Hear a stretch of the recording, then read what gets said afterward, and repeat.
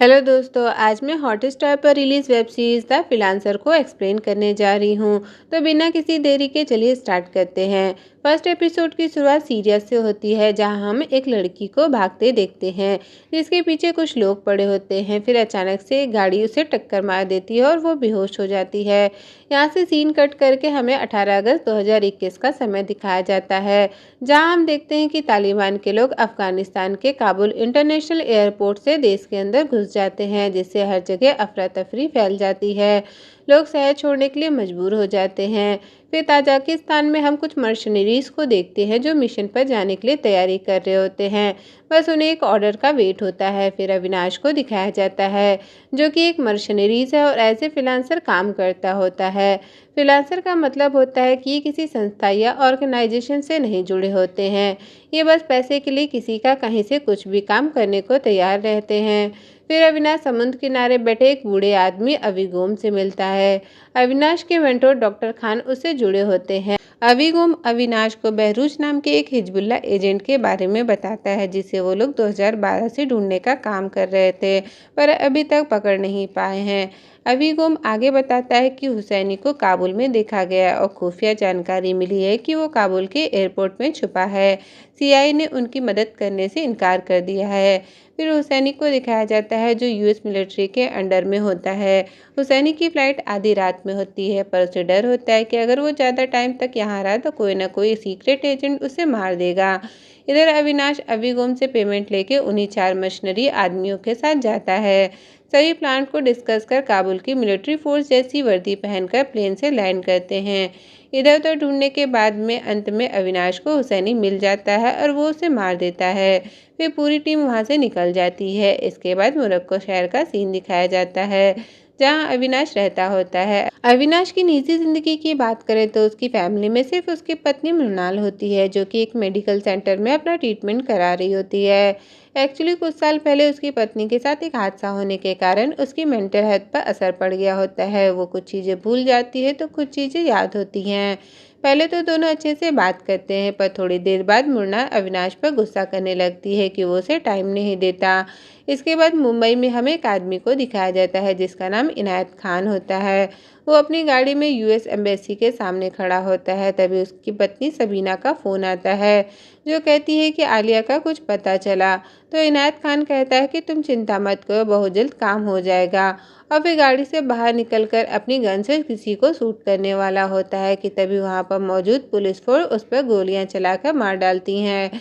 फिर bomb squad आती है, जो इनायत खान की गाड़ी चेक करती है, जहां उन्हें कुछ नहीं मिलता। यहाँ तक कि इनायत की बंदूक भी खाली होती है। इनायत के हादसे की न्यूज़ डॉक्टर खान फौरन अविनाश को देती हैं। अविनाश न्यूज़ देखकर दंग हो जाता है, क्योंकि इनायत के पास से कोई भी विस्फोटक चीज़ नहीं मिली थी। तो फिर इनायत का मानना क्या सुसाइड है या कोई और बात? इसके बाद हमें फ्लैशबैक की स्टोरी दिखाई जाती है, जहां अविनाश और इनायत मुंबई पुलिस में काम करते होते हैं। साथ ही दोनों अच्छे दोस्त भी होते हैं। घर पर इनायत अविनाश से वादा लेता है कि कल को अगर उसे कुछ हो गया तो वो उसकी पत्नी सबीना और उसकी बेटी आलिया का ख्याल रखेगा। यही बातें सोचते हुए अविनाश मुंबई पहुंचता है और सबीना से मिलता है। अविनाश सबीना से पूछता है कि इनायत ने ऐसा क्यों किया। तब सबीना बताती है कि इनायत शायद तुमसे कांटेक्ट करना चाहता था, क्योंकि उसे पता था कि एक तुम ही हो जो आलिया को वापस ला सकते हो। आगे सबीना बताती है कि आलिया सिंगापुर पढ़ाई करने गई थी, जहां उसे एक लड़के मोहसिन से प्यार हो गया था, जो फजल फैमिली से बिलोंग करता था। उसकी फैमिली मलेशिया में रहती थी और वहां उनका बहुत बड़ा बिजनेस था। जब आलिया ने मोहसिन और उसकी फैमिली के बारे में बताया तो इनायत को मोहसिन अच्छा लगा। फिर इनायत ने कुछ जान पहचान वालों से मोहसिन की फैमिली के बारे में इंक्वायरी की, तो सब कुछ अच्छा ही पता चला। इसके बाद दोनों की शादी करा दी गई। शादी की सारी रस्म खत्म होने के बाद आलिया अपने ससुराल वालों के साथ दुबई जाने वाली थी। आलिया के ससुराल वालों की बात करें तो फैमिली में मोहसिन से बड़े 2 भाई और उनकी वाइफ थी। मोहसिन से छोटा भाई समीर होता है, जिसकी शादी नहीं हुई होती है। आगे सबीना बताती है कि मैं और इनायत आलिया और उसके ससुराल वालों को एयरपोर्ट तक छोड़ने भी गए थे। फिर बाद में पता चला कि वो लोग दुबई न जाके इस्तांबुल जा रहे हैं। ये बात आलिया ने हमें बताई थी। तब तक सब कुछ ठीक था। आलिया भी खुश लग रही थी। हमारी रोज आलिया से बात होती थी, लेकिन कुछ दिन बाद उसका फ़ोन आना बंद हो गया। इधर से भी कॉल नॉट रीचेबल बताने लगा। सोशल मीडिया से उन लोगों का नामो निशान हट गया। ये सब देख के इनायत बिल्कुल पागल होने लगा था। उसने बहुत कोशिश की आलिया को ढूंढने की। इसके लिए वो पुलिस के पास गया, सरकारी दफ्तरों के चक्कर भी काटे, लेकिन कहीं से भी कोई भी मदद नहीं मिल रही थी। टाइम निकल रहा था। आलिया और उसके ससुराल वालों का कहीं कुछ पता नहीं चल पा रहा था। इनायत को पता था कि उसकी खबर जानकर तुम जरूर आओगे और आलिया को वापस ले आओगे। ये सब सुनकर अविनाश भी इमोशनल हो जाता है। फिर अविनाश मोहसिन के मुंबई वाले घर जाता है, जहां उसे एक औरत मिलती है जो बताती है कि पहले तो मोहसिन की फैमिली काफ़ी ज़्यादा फ्रेंडली थी, सबके साथ बात करना, घुल मिल जाना ऐसा किया करती थी। लेकिन लास्ट बार जब आए थे तो उनका व्यवहार बदला हुआ था। उन लोगों ने सबसे बात करना बंद कर दिया था। आगे बताती है कि वो लोग सिर्फ फरहत खाला से बात किया करते थे। फिर अविनाश फरहत खाला से मिलने जाता है। वो उनसे मोहसिन की फैमिली के बारे में पूछता है, तो फरहत खाला कहती है कि मैं तो सिर्फ उनसे अल्लाह की बातें करती थी। फिर फ्लैशबैक में दिखाया जाता है कि कैसे फरहत खाला मोहसिन के पूरे परिवार का ब्रेन वॉश करती हैं। अविनाश के दादा पूछने पर फरहत खाला अपनी बातों के जरिए उसे धमकाती हैं कि वो मोहसिन की फैमिली के बारे में जानना बंद कर दे, यही उसके लिए अच्छा होगा। इसके बाद अविनाश डॉक्टर खान से मिलने जाता है, उन्हें आलिया के बारे में सब कुछ बताता है। यहाँ डॉक्टर खान अंदाजा लगाते हुए कहते हैं कि शायद आलिया को किसी टेररिस्ट ऑर्गेनाइजेशन में रिक्रूट करने के लिए भेज दिया गया है, और ये सब कुछ हुआ होगा एयरपोर्ट में जब वो सभी मलेशिया जाने के लिए निकल रहे होंगे। फिर फ्लैशबैक में दिखाया जाता है कि मोहसिन के बड़े भाई खालिद ने हनीमून का बहाना देकर मोहसिन और आलिया को इस्तांबुल भेज दिया। डॉक्टर खान बताते हैं कि इस्तांबुल से आईएसआईएस अपने लिए रिक्रूट को चुनते हैं, और पिछले 6 महीने से आईएसआईएस कुछ एक्टिव भी हैं। उनका एक विंग भी खुला है और इस्तांबुल से सीरिया जाने का एक रास्ता भी खुला है, इसलिए इस्तांबुल उनका सबसे आसान टारगेट है। फिर आलिया और मोहसिन को दिखाया जाता है जो इस्तांबुल में शॉपिंग कर रहे होते हैं। यहाँ मोहसिन आलिया को क्रेडिट कार्ड यूज़ करने से मना करता है, ये कहकर कि कार्ड में अननेसेसरी चार्जेस लगते हैं, और फिर कैश में पेमेंट करता है। अगले दिन मोहसिन और आलिया होटल से निकलने को होते हैं। तब मोहसिन आलिया से कहता है कि यहाँ से आगे का सफ़र उसे बुरके में करना होगा। साथ ही उससे उसका फ़ोन भी ले लेता है, लेकिन एक फ़ोन आलिया के पास रह जाता है, जिसे आलिया दे नहीं पाती और अपने बैग में रख लेती है। फिर आलिया मोहसिन को उसके बाकी परिवार के साथ रेगिस्तान के बीचों बीच खड़ी होती है। आलिया को लगता है कि उन्हें लेने कैब आएगी, लेकिन वहाँ पर एक बड़ा सा ट्रक आता है। उन्हें लेने के लिए ट्रक से सभी लोग सीरिया के बॉर्डर पहुँचते हैं, जहाँ उनका पासपोर्ट चेक किया जाता है। आलिया को डर लग रहा होता है कि कहीं उनकी जान को खतरा तो नहीं, तो मोहसिन उसे सांत्वना देता है कि चिंता मत करो, हम सेफ हैं। अब शाम को जब वो लोग एक होटल में रुकते हैं, तब मोहसिन खुलासा करता है कि वो आईएसआईएस ग्रुप के लिए काम करता है और कल हम सब लोग सीरिया जा रहे हैं। अब एपिसोड 2 में आलिया मोहसिन की बातों को सुनकर होटल से भाग निकलती है। ये वही सीन होता है जो सीरीज की शुरुआत में दिखाया गया था, पर आलिया भागने में सफल नहीं हो पाती। मोहसिन और उसकी फैमिली पकड़ लेती है। यहाँ से कहानी 7 साल फ्लैशबैक की दिखाई जाती है, जहाँ अविनाश को एक लड़की के बारे में पता चलता है कि उसे एक होटल में जबरदस्ती बंद करके रखा गया है। अविनाश फौरन होटल पहुंचता है। वहां उसे पता चलता है कि मैनेजर ने होम मिनिस्टर के साले के कहने पर उस लड़की को कमरे में बंद करके रखा है। अविनाश के कहने पर मैनेजर को उस लड़की को बाहर निकालना पड़ता है। ऐसा करने से होम मिनिस्टर का साला पुलिस स्टेशन आता है और इनायत को धमकी देता है कि जिसने भी उस लड़की को छुड़वाया है वो उसे नहीं छोड़ेगा। ऐसा सुन अविनाश उसे एक जोर का थप्पड़ मारता है। अगले दिन अविनाश और इनायत को होम मिनिस्टर के यहाँ बुलाया जाता है। वहाँ उन्हें बैठने तक लिए कुर्सी तक नहीं दी जाती। दोनों नीचे बैठकर मिनिस्टर के साले से माफ़ी मांगते हैं और कहते हैं कि 24 घंटे से ड्यूटी करने के कारण हम थोड़ा मेंटली डिस्टर्ब थे, लेकिन होम मिनिस्टर को उनकी बातों से फ़र्क नहीं पड़ता। वो कहते हैं कि तुम दोनों को असेंबली में आके सबके सामने माफ़ी मांगनी पड़ेगी। इस पर अविनाश गुस्से में दोनों को एक एक थप्पड़ मारकर वहाँ से चला जाता है। अब प्रेजेंट में इंटेलिजेंस ब्यूरो में ऑफिसर्स को दिखाया जाता है जो अमेरिकन असेंबली के बाहर हुए हादसे के बारे में बात कर रहे होते हैं कि आखिर इनायत ने ऐसा किया क्यों, जिस पर कुछ का मानना होता है कि ये कोई टेररिस्ट अटैक नहीं था, इनायत बस एक हेडलाइन चाहता था।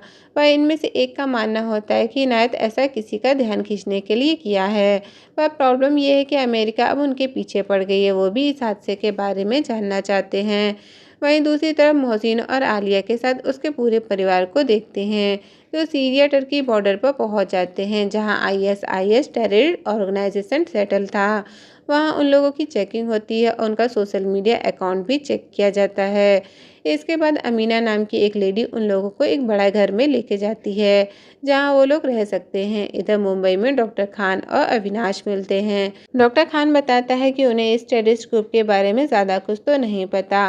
वो बस इतना जानते हैं कि उनकी संख्या 1500 के आसपास है और वो लोग अपने हारे मुसलमानी इलाकों को वापस जीतना चाहते हैं। उनके पास फंड भी आने लगे हैं और ये ऑर्गेनाइजेशन बहुत सारे देशों में फैले हुए हैं। नौजवानों के बेरोजगार होने के कारण वो लोग इनके झांसे में बहुत आसानी से आ जाते हैं और इनके यहाँ एक छोटी गलती पर बहुत बुरी सजा दी जाती है ताकि सभी लोग कंट्रोल में रहें। आगे बताते हैं कि वहाँ औरतों की एक सेना है जो वहाँ पर रह रही महिलाओं पर नज़र रखती है। साथ ही उनके पास एक खास तरह का हथियार भी होता है। जब वो लोग किसी औरत को बिना हिजाब के देखते हैं तो उससे उनकी चमड़ी उधेड़ कर रख देते हैं। डॉक्टर खान कहते हैं कि आलिया को वहाँ से निकालना नामुमकिन है और वैसे भी तुम लेट हो चुके हो। उधर मोहसिन के परिवार को मकसूद से मिलने का मौका मिलता है। इंटेलिजेंस ब्यूरो का एक ऑफिसर सबीना से जाके मिलता है और कहता है कि आपके पति के हादसे से अमेरिका हमारे पीछे पड़ गई है और हमें लगता है कि आपके पति किसी से कांटेक्ट करने की कोशिश कर रहे थे जो उनका काफ़ी खास है। आप इस बारे में जो कुछ जानती हैं हमें बता दीजिए। इस पर सबीना उससे कहती है कि उसे कुछ नहीं पता। आलिया मोहसिन से लड़ती है कि शादी के बाद उसे धोखे से यहाँ क्यों लाया गया। इस पर मोहसिन कहता है कि हम खिलाफत के खिलाफ लड़ रहे हैं और सब मिलकर पूरी दुनिया को इस्लाम में बदल देंगे। आलिया उसे समझाती है पर मोहसिन उसकी एक नहीं सुनता और उस पर हाथ उठा देता है। ये देख के आलिया पूरी तरह से टूट जाती है। वो समझ चुकी होती है कि अब वो पूरी तरह से फंस चुकी है। रात में मोहसिन जब सो रहा होता है तब आलिया चुपके से अपना फ़ोन निकालती है और अपने पापा को मैसेज करती है मदद मांगने की कि वो जल्दी से जल्द उसे वहाँ से निकाले। वो मैसेज सबीना को मिलता है। आलिया बताती है कि वो सीरिया में है। उसका पूरा परिवार टेररिस्ट ऑर्गेनाइजेशन के लिए काम करता है। तभी फ़ोन की बैटरी खत्म हो जाती है। सबीना आलिया के मैसेज मिलने की बात फौरन अविनाश को बताती है। फिर फरहत खाला को दिखाया जाता है जो वीपीएन यूज़ करके एक अडल्ट वेबसाइट से आईएसआईएस के मेंबर से कांटेक्ट करती है और बताती है कि फजल फैमिली में कोई इंटरेस्ट ले रहा है और अविनाश की फ़ोटो भी भेजती है। अविनाश सबीना से मिलने आता है तब सबीना उसे आलिया के मैसेज दिखाती है तो अविनाश कहता है कि ये हमारी आखिरी लाइफलाइन है, इससे हम आलिया को ढूंढ सकते हैं पर इसमें बहुत बड़ा रिस्क है क्योंकि आईएसआईएस के लोग अलग नेटवर्क को ट्रैक करते रहते हैं। इससे आलिया को भी खतरा हो सकता है। फिर अविनाश सबीना को कुछ नियम फॉलो करने को कहता है। सबसे पहले वो एक नया फ़ोन और नया नंबर ले ले और आलिया से सिर्फ 3 मिनट ही बात करे ताकि दोनों में से किसी का फ़ोन ट्रैक ना हो सके। और सबसे ज़रूरी बात कि वो आलिया को इनायत के मरने की खबर ना बताए। अब रात में जब आलिया सबीना से बात करती है तब सबीना आलिया से कहती है कि वो जहाँ रह रही है वहाँ की फ़ोटो और वीडियो भेजे। कोई जल्दबाजी नहीं है, मौका मिले तो ही करे। आलिया घर आने के लिए डेस्परेट होती है तो सबीना उसे बताती है कि अविनाश अंकल जल्द उसे वहाँ से निकाल ले जाएंगे। अविनाश के बारे में सुन आलिया इमोशनल हो जाती है।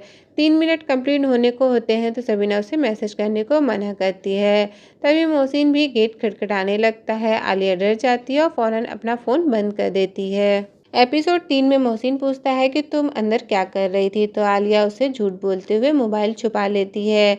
अब कहानी 8 साल पहले की दिखाई जाती है। होम मिनिस्टर पर हाथ उठाने की वजह से अविनाश को जॉब से निकाल दिया गया था। इस बात को 2 हफ्ते बीत जाते हैं। अविनाश दिन रात शराब पीने लगता है। इस बात से मृणाल भी परेशान हो जाती है। उसका अविनाश से झगड़ा हो जाता है। गुस्से में मृणाल अपने बेटे जय को लेकर चली जाती है। गाड़ी के पास पहुंचने पर जब जय अपने खिलौने को लेने जाता है तब मृणाल के गाड़ी बैक करने के कारण उसके बेटे की जान चली जाती है। इस हादसे से उभरने के लिए मृणाल को मेडिकल फैसिलिटी में रखा जाता है जहां उसे थेरेपी दी जाती है। अविनाश फिर मृणाल से मिलता है। बातों ही बातों में वो उसे आलिया के बारे में बताने वाला होता है पर नहीं बताता है। मृणाल खुश होती है क्योंकि वो कुछ दिन बाद वापस घर आने वाली थी। अविनाश अपना नया नंबर सबीना को देता है। इधर मुंबई में दवे नाम का इंस्पेक्टर डॉक्टर खान से मिलने आता है और होम मिनिस्टर का नाम लेते हुए उससे अविनाश के बारे में सब कुछ जानने की कोशिश करता है। लेकिन डॉक्टर खान कहते हैं कि मैं तो तुम्हें उसके बारे में सब कुछ बता दूंगा। उसके बाद मेरे साथ तुम भी मारे जाओगे, मुझे कोई दिक्कत नहीं है क्योंकि मैंने अपनी पूरी ज़िंदगी जी ली है। इसके आगे डॉक्टर खान अविनाश के बारे में बताते हैं कि कैसे वो 2015 में एक फ्रीलांसर बनकर मिशन में गया था। पहले का अविनाश अब वो अविनाश नहीं रहा, वो एक अलग लेवल पर है। दवे के जाने के बाद डॉक्टर खान अविनाश को बताते हैं कि मुंबई पुलिस उसकी छानबीन कर रही है। तभी अविनाश को सीआईए के डायरेक्टर बड रफेल का कॉल आता है, जो कहता है कि हमने तुम्हारा आर्टिकल पढ़ा। एक्चुअली अविनाश ने फजल फैमिली के बारे में उन्हें इन्फॉर्मेशन दी होती है कि वो लोग आईएसआईएस से जुड़े हैं, ताकि कुछ एक्शन लेना हो तो वो ले सकें या फिर बाद में कुछ हो तो वो जवाबदेही ना हो। आर्टिकल पढ़ने के बाद रफेल कहता है कि हमें तुर्की और सीरिया के इलाकों में कोई भी ऐसी एक्टिविटीज़ देखने को नहीं मिली। अविनाश सीआईए के कॉल के बारे में डॉक्टर खान को बताता है कि वो इस मैटर को इग्नोर कर रहे हैं, पर ऐसा लगता है कि उन्हें थोड़ा सा इंटरेस्ट तो है। वहीं सीरिया में फजल भाइयों को लड़ाई के लिए ट्रेनिंग दी जाती है, पर मोहसिन ऑफिस का काम देखता है। मकसूद उन लोगों के काम को देख के खुश होता है। मकसूद को अविनाश के बारे में पता चलता है। वो फजल फैमिली से उसके बारे में पूछता है, पर सब पहचानने से इनकार कर देते हैं। इंडिया में होम मिनिस्टर दवे पर गुस्सा करता है कि वो अविनाश को ढूंढ नहीं पा रहा है। तब दवे उसे बताता है कि अब अविनाश एक मामूली सा सब इंस्पेक्टर नहीं रहा, उसने मर्शनरी और अलग अलग देशों के एजेंट के साथ मिलकर स्पेशल ट्रेनिंग ली है। अब उसे दूसरे नाम से जाना जाता है, वो है द फ्रीलांसर। आगे दवे कहता है कि आपको उसके बारे में सोचना छोड़ देना चाहिए, वरना वो आपको नहीं छोड़ेगा। अविनाश के बारे में सुन होम मिनिस्टर के पसीने छूट जाते हैं। इधर रात में मोहसिन आलिया की चीज़ों को चेक करता है। उसे लगता होता है कि आलिया ने अपने घर पर कॉल या मैसेज किया है। कुछ ना मिलने पर मोहसिन आलिया को बता देता है कि उसके पिता ने खुद की जान ली और झूठ बोलता है कि उसके पापा टेररिस्ट ऑर्गेनाइजेशन से जुड़े थे। उन्होंने हमारे लिए कदम उठाए, वो शहीद हुए हैं, इसलिए तुम्हें रोने की ज़रूरत नहीं। अपने पापा की खबर सुन आलिया रोने लगती है। तब मोहसिन अविनाश की फ़ोटो दिखाकर उसके बारे में पूछता है कि ये कौन है। आलिया को ना चाहते हुए भी अविनाश के बारे में बताना पड़ता है कि वो उसके पापा के साथ पुलिस में थे, पर उन्हें पुलिस से निकाल दिया गया था और वो इंडिया में नहीं रहते। मैं जब 8 साल की थी तब मिली थी, अभी कहाँ है मुझे नहीं पता। रात में आलिया फिर से अपनी माँ से बात करती है। इस पर सबीना को बताना पड़ता है कि उसके पापा अब नहीं रहे। आलिया ये सुन टूट जाती है तो सबीना उसे दिलासा दिलाती है कि उसे हिम्मत नहीं हारनी है, उसे वहाँ से हर हाल में निकलना है। फिर सबीना आलिया को अविनाश का नंबर देती है और कहती है कि तुम उसे कांटेक्ट मत करना, वो खुद तुम्हें करेगा। दूसरे दिन आलिया अब अरबी भाषा की क्लास लेकर वापस जाने लगती है, तो रास्ते में अपने बैग में मोबाइल को रखकर वहाँ के आसपास की चीज़ों की वीडियो बनाने लगती है। मोहसिन मकसूद को एसडीएफ फोर्सेस को वापस दहशत में डालने के लिए और इस्लामिक स्टेट को वापस पालने का प्लान बताता है कि इस प्लान को एग्जीक्यूट करने के लिए मोहसिन कहता है कि ये काम वो और उसकी पत्नी करेंगे। इसके बाद मोरक्को का सीन दिखाया जाता है, जहाँ सीआईए का एक ऑफिसर मार्क राधा बख्शी नाम की ऑफिसर से बात करता है। दोनों अविनाश के बारे में बात करते हैं कि एक फ्रीलांसर हमसे कांटेक्ट क्यों कर रहा है और आखिर वो हमें परिवार के बारे में बताना क्या चाहता है। अविनाश के दिए इन्फॉर्मेशन के बारे में बात करते हुए राधा कहती है कि फजल फैमिली में समीर नाम का लड़का यूएस ट्रेंड पायलट है और उनका पूरा परिवार सीरिया शिफ्ट हो गया है। दोनों सोचते हैं कि एक वेल एजुकेटेड फैमिली को सीरिया जैसे देश में जाने के लिए मना कौन रहा है, और इसके बारे में और आगे जानने के लिए वो अविनाश के साथ एक मीटिंग फिक्स करते हैं। फिर अविनाश सबीना से फ़ोन कर पूछता है कि क्या उसकी आलिया से बात हुई, तो सबीना कहती है कि हाँ बात हुई और मैंने उसे सब कुछ बता दिया है और सीरिया में वो लोग तुम्हारे बारे में भी जानते हैं। उन लोगों ने आलिया से तुम्हारे बारे में पूछा तो आलिया को तुम्हें पहचानना पड़ा, लेकिन उसने बात टाल दी। मोहसिन और उसका पूरा परिवार मिशन के बारे में बात करते हुए रक्का जाने का प्लान बनाते हैं। इस मिशन को अंजाम देने के लिए खालिद मोहसिन को रोककर खुद अपनी पत्नी असर के साथ जाने की बात करता है। इस मिशन की खबर वो लोग आलिया को नहीं लगने देते। रात में आलिया अपनी माँ को इस बारे में बताती है, साथ ही कहती है कि उनका व्यवहार मेरे प्रति बदल गया है, वो लोग मुझसे बातें छुपाते हैं। दूसरे दिन अविनाश मार्क और राधा से मिलता है और उन्हें मोहसिन के परिवार के साथ सीरिया की कुछ और भी इंफॉर्मेशन की फाइल देता है। राधा पूछती है कि उसे ये इन्फॉर्मेशन कहाँ से मिली है, तब अविनाश आलिया के बारे में बताता है कि उसके पास फ़ोन है जिसके थ्रू वो छुप छुप के हमें वहाँ के बारे में इन्फॉर्मेशन दे रही है। उसे धोखे से वहाँ ले जाया गया और मैं उसे वहाँ से निकालना चाहता हूँ। इंडिया में फ़रज सबीना के घर धमकाने आती है कि अगर आपने अपनी बेटी को ढूंढने की कोशिश की तो उसकी जान खतरे में आ जाएगी। और अपने पुलिस वाले दोस्त को कह दीजिए कि सीरिया जाने की ज़रूरत नहीं, आपकी बेटी नेक राह पे चल रही है और आपको भी उसी राह पर चलना चाहिए। फरद की बातों से सबीना डरती नहीं और कहती है कि इस्लाम के बारे में मुझे किसी और से जानने की ज़रूरत नहीं। रात में जब आलिया अपना फ़ोन ऑन करती है तो उसे अविनाश का मैसेज मिलता है। एपिसोड 4 में अविनाश आलिया से कहता है कि तुम्हें वहां से निकलने के लिए हिम्मत बनाए रखनी होगी और साथ ही तुम्हें कुछ करना होगा ताकि सीआईए तुम्हारी मदद कर सके। तुम्हें बस कुछ इन्फॉर्मेशन इकट्ठा करनी होगी, जैसे टेररिस्ट के बारे में, उनके फंडिंग के बारे में, उनके सारे लोकेशन के बारे में। बदले में सीआईए एक एक्सट्रैक्शन मिशन चलाकर तुम्हें वहां से सेफली निकाल लेंगे। इधर मुंबई में आईबी ऑफिसर डॉक्टर खान से मिलने उसके घर आता है और उससे अविनाश के बारे में पूछता है कि वो इनायत खान के केस से कैसे जुड़ा है। इस पर डॉक्टर खान कहते हैं कि अगर आपको मुझसे पूछताछ करनी है तो वारंट लेके आना होगा। दूसरे दिन डॉक्टर खान अविनाश को आईबी ऑफिसर के बारे में बताता है कि उसे तुम में इंटरेस्ट है।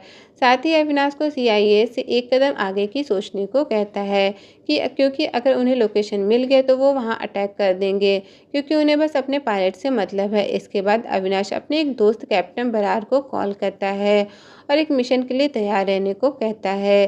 सीरिया में आलिया अविनाश के कहे मुताबिक करती जाती है, परिवार के साथ घुल मिल के रहती है और वहाँ की एक एक बात और इन्फॉर्मेशन के बारे में बताती रहती है। आलिया बताती है कि मोहसिन को छोड़कर बाकी तीनों भाइयों को आर्म्स ट्रेनिंग मिल रही है, तो वहीं आईएसआईएस के पास एयर पावर भी है जिसे समीर गाइड करेगा। आगे बताती है कि वो मोहसिन और खालिद और असर के साथ रक्का जाने के लिए निकलने वाले हैं, लेकिन उसे वहाँ क्यों ले जाया जा रहा है ये पता नहीं। फिर अविनाश कैप्टन बरार से मिलकर आईएसआईएस के ऑयल इकोनॉमी के बारे में पूछता है, तो बरार बताता है कि वो अपना ऑयल अपने ही लोगों को बेचते हैं और कुछ बाहर के देशों में भेजते हैं। कम दाम होने की वजह से कैप्टन बरार के लोग भी वहीं से तेल खरीद रहे हैं। अविनाश पूछता है कि कैसे, तब बरार बताता है कि वो एक खुफिया रास्ते से अपनी पहचान को छुपाकर ऐसा करते हैं। फिर मैप के थ्रू उस रास्ते के बारे में बताता है। इसके बाद अविनाश अपने एक और साथी दिलशन से कांटेक्ट करता है और उसे कहता है कि उसे एक 21 साल की लड़की के सारे डॉक्यूमेंट किसी और की आइडेंटिटी में डुप्लीकेट करवाना है। इस काम के लिए दिलशन मान जाता है और जल्द से जल्द पैसे भेजने को कहता है। सीरिया में आलिया जब अपनी भाभीियों के साथ मार्केट जाती है तो पास के कैफे में जाकर चुपके से अपने फ़ोन से एक जीआईएफ को मोहसिन के सोशल मीडिया अकाउंट में भेज देती है। ऐसा करने के लिए अविनाश ने उससे कहा होता है। अविनाश एक और आदमी से मिलता है जो मोरक्को में अपना इंडियन फूड रेस्टोरेंट चलाता होता है। अविनाश उससे कहता है कि उसे कैसे भी करके सीरिया इराक बॉर्डर पहुंचना है। पहले तो वो कहता है कि वहां जाना आसान है क्योंकि वहां वो अपना सामान भेजता है। तब अविनाश उसे आलिया के बारे में बताता है कि उसके ससुराल वाले उसे धोखे से वहां ले गए और उसे वहां से निकलना है और मैं उसे वहां से निकालना चाहता हूँ। आलिया के भेजे जीआईएफ से अविनाश मोहसिन का कंप्यूटर हैक कर लेता है। उसी रात फजल फैमिली को उनका फ़ोन वापस कर दिया जाता है। अपना फ़ोन पाकर सभी खुश होते हैं। ये बात आलिया अविनाश को बताती है तो अविनाश उसे अपना पुराना फ़ोन ही यूज़ करने को कहता है और घर के सभी मेंबर का नंबर भेजने को कहता है। अगले दिन अविनाश मार्क और राधा से मिलता है और मोहसिन के परिवार के कॉन्टैक्ट नंबर के साथ और भी डिटेल देता है। मार्क और राधा को सिर्फ अपने पायलट समीर में इंटरेस्ट होता है क्योंकि वो एक अमेरिकन रेजिडेंट है और पायलट होने की वजह से उसके पास अमेरिका की कुछ कॉन्फिडेंशियल इन्फॉर्मेशन हो सकते हैं। अविनाश ये बात समझ जाता है कि उन्हें आलिया में कोई इंटरेस्ट नहीं। सीरा में अगले दिन मोहसिन आलिया के साथ खालिद और सर अपने प्लान को अंजाम देने के लिए रक्का निकल जाते हैं। रक्का में खालिद और असर बाजार के बीचों बीच जाते हैं और खुद को बॉम्ब से उड़ा देते हैं। ये सब कुछ मोहसिन दूर से रिकॉर्ड कर रहा होता है तो वहीं आलिया इतना खतरनाक मंजर देख के बहुत ज़्यादा डर जाती है और यहीं पर इस सीरीज़ का पहला पार्ट खत्म होता है। तो दोस्तों, अगर आपको मेरा वीडियो पसंद आया है तो चैनल को लाइक ज़रूर करें और इस वेब सीरीज़ का सेकंड पार्ट का नोटिफिकेशन पाने के लिए चैनल को सब्सक्राइब करना बिल्कुल मत भूलें।